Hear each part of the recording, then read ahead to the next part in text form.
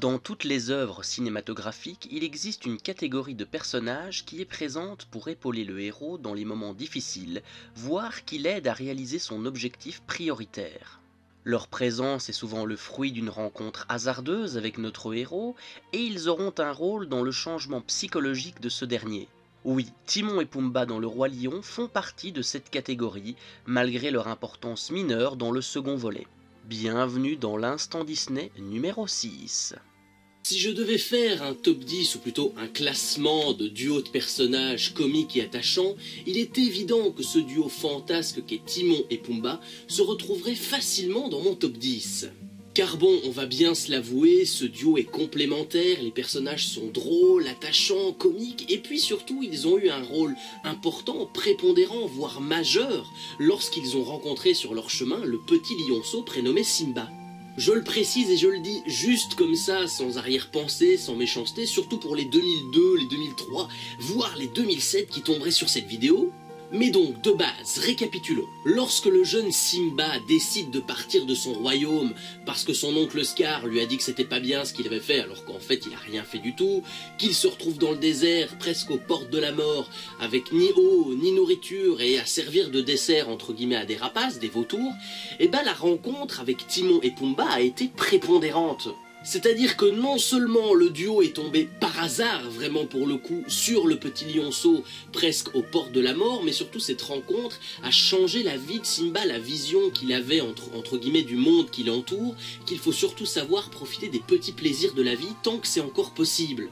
Ce qui est le plus important, c'est que le duo a surtout fait comprendre à Simba qu'il ne fallait pas garder en mémoire les mauvais souvenirs, ne pas rester dans le passé, mais au contraire aller de l'avant, d'aller vers le présent. On ne va pas se le cacher, Le Roi Lion 3 est mauvais dans son ensemble. C'est un mauvais film drôle, mais au moins il a eu le mérite de poser cette notion, entre guillemets, d'aller de l'avant, de ne jamais rester dans son passé. Voilà, il y a vraiment eu le troisième film qui a confirmé cette position qu'il ne faut jamais rester dans ses mauvais souvenirs, dans ses souvenirs douloureux.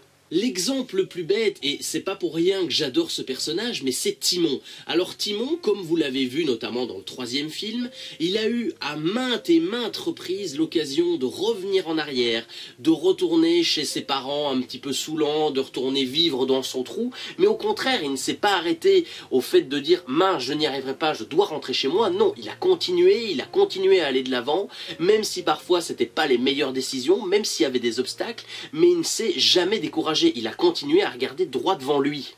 Alors certes, bien sûr, vous allez me dire dans Le Roi Lion, c'est Rafiki qui clôture le travail, qui termine entre guillemets les fondations, mais on va pas se mentir que c'est quand même Timon et Pumba qui ont fait le plus gros du chantier à la base. D'ailleurs, je reviens 2-3 minutes sur Le Roi Lion 3. Alors ce que j'apprécie dans ce film, c'est que durant, on va dire, 1 heure et demie de film, c'est qu'on garde toujours cette notion de créer un duo comique attachant qui ont pour seul et unique but, et c'est une très bonne raison d'ailleurs, de trouver un havre de paix, un havre de tranquillité dans lequel ils pourront être comme ils ont toujours été eux-mêmes sans avoir à se dire « bah il faut que je fasse attention à ce que je dis, il faut que je sois poli avec les autres ». Non, Timon et Pumba dans Le Roi Lion 3 ont vraiment passé tout le film à collaborer ensemble pour trouver leur petit coin de paradis. Alors oui, je suis d'accord, c'est peut-être un duo comique, on n'a pas vraiment envie de leur accorder de l'importance, de l'influence entre guillemets dans l'histoire, mais je trouve qu'on sous-estime beaucoup trop les duos comiques, les gimmicks entre guillemets des histoires, parce que Timon et Pumba dans Le Roi Lion de base, ils ont quand même un rôle majeur, prépondérant dans l'histoire. C'est eux qui vont instaurer à Simba cette réflexion de dire « mais mince, moi je suis resté cantonné dans mon passé, eux ils vont de l'avant, ils vont vers l'avenir, et ben j'ai envie de faire comme eux ». Donc Timon et Pumba ont vraiment eu ce rôle de déclic pour notre jeune lion. Tout ça pour finalement terminer dans Le Roi Lion 2 qui les a détruits, démolis, qui les a caricaturés surtout, c'est ça qui est horrible.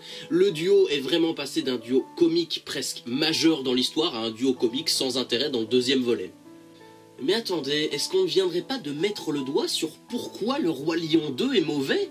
Alors oui, c'est vrai qu'on peut parler de l'histoire d'amour entre Kira et Kovu, mais quand même le duo majeur du Roi Lion que certains fans apprécient, en l'occurrence moi, et qui ont des chansons phares, c'est quand même Timon et Pumba.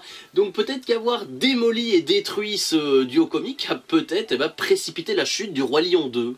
Ah, que voulez-vous, c'est ça de faire partie d'un film dans lequel les scénaristes ont décidé de uniquement retenir la facette comique, drôle, lolilol XD, entre guillemets, excusez-moi pour le mot XD, mais de ce duo plutôt que de retenir leur importance dans l'histoire, le développement, le background de ces personnages. Ah, c'est formidable. Même si le 3 est comique, mais bon, le Roi Lion 2, vous auriez quand même pu faire un effort au niveau de ce duo, les mecs. Alors c'est assez rapide effectivement, mais c'est déjà la fin de ce nouvel instant Disney les gars. Oui, il ne faut pas badiner notre plaisir comme on dit, hein. Il faut pouvoir ajouter quelques soupçons de instant Disney par-ci par-là. Parce qu'en ce moment je suis vraiment en train de vous gâter avec les vidéos Disney. On voit que c'est la période de Noël je crois. Merci en tout cas d'avoir regardé cette vidéo, ça fait super plaisir. Alors n'oubliez pas bien sûr le petit blabla habituel, le petit pouce bleu comme on dit, la petite cloche à sonner, et même le Utip, s'il est ouvert normalement, vous pouvez aller y jeter un petit coup d'œil, vous abonner, verser un petit don si vous avez envie que ces vidéos continuent de s'améliorer. Bref, vous faites un petit peu à votre guise, à la bonne franquette. Soyez très attentifs d'ailleurs à l'indice vocal en fin de vidéo, puisque, vous essayerez en tout cas de deviner quel sera le personnage qui sera dans l'instant Disney numéro 7. Quant à moi, je vous retrouve, je l'espère, si tout va bien, je croise les doigts, fin du mois pour la critique du mois, qui sera la dernière de cette décennie. Et d'ailleurs, elle arrivera, je pense, après Noël. Donc, d'avance, joyeux Noël. Voilà, comme ça c'est dit, joyeux Noël, joyeux Hanouka, joyeuses fêtes à tous. A très bientôt sur YouTube pour de nouvelles vidéos, portez-vous bien, soyez heureux, continuez d'aimer vos proches, ceux qui vous aiment, bref, restez cool les gars, allez, salut.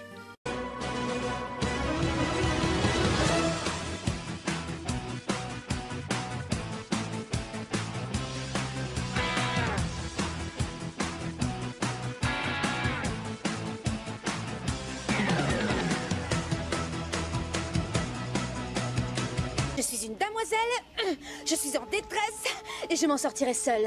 Alors bon vent.